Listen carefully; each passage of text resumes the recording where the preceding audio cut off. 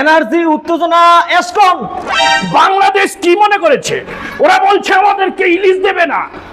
তোর ইলিশ, তোদের ইলিশকে আমরা এত ঠেকা পড়েছি, তোদের ইলিশ আমাদের খেতে হবে। আমাদের গঙ্গার জলে কি ইলিশের অভাব পড়েছে? এতদিন তোদের পদ্মার ইলিশ খেয়েছি ভেবেছিলাম। পদ্মার ইলিশ যখন কইবেন তখন উত্তেজনাটা 100% লাগবে, 100%। পদ্মার ইলিশ খেয়েছি বলে মনে হয়েছিস কি তোদের পদ্মার ইলিশ না খেলে আমরা মরে যাবো? আমাদের গঙ্গার জলে কি ইলিশের অভাব পড়েছে? আমরা সারা জীবন হাওড়া ব্রিজের উপর উঠে এইভাবে গঙ্গার জল দেখেছি। আমাদের হাগুমত খেয়ে গঙ্গার জলে সব ইলিশ দেখবি মিঠা হয়ে গেছে। হাগুমুত কথাটা আরো স্ক্যান করতে হবে, আরো স্ক্যান, আরো এনার্জি করতে হবে। হাগুমুত আমি কি এখন 36 হেগে দেবো নাকি ওর পুরোটে? কয়জনে হেগে দিবেন তারপরে করতে হবে, বুঝতে পেরেছেন? ভীষণ জ্বালা মাইরি আপনার এই ডিপ্লব বাংলায় এসে আমি একদম পুরো মারা খেয়ে গিয়েছি। এই রেডি, এনার্জি উত্তেজনা এসকন। আমাদের গঙ্গার জলে ইলিশের অভাব পড়েছে নাকি? আমাদের গঙ্গার জলে ইলিশের কি স্বাদ কম নাকি?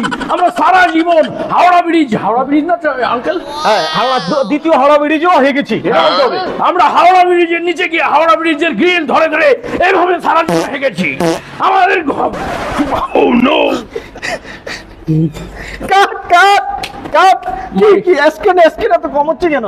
মাইরি পড়ে গেলাম, পড়ে গেছে। আমরা যে ইলিশ খেয়েছি না, আমাদের ইলিশগুলো আমাদের গোমত খেয়ে খেয়ে এমন স্বাদ হয়েছে, ওই স্বাদ তোরা জীবনে পাবি যাবে।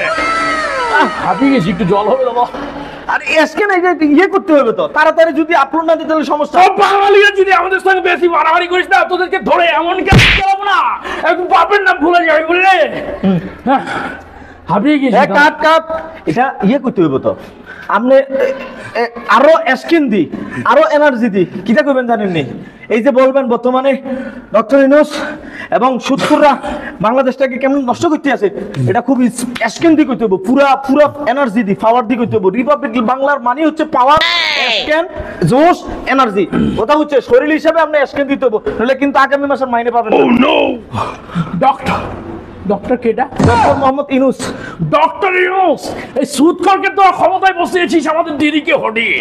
তোদের ভবিষ্যৎ ভালো অন্ধকার হয়ে গেছে। বলে দিলাম ভাই যে আমি আর পারছি না।